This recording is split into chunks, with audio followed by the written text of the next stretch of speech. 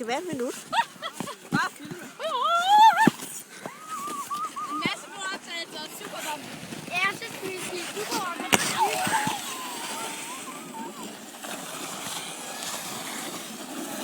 Skal du filme mig?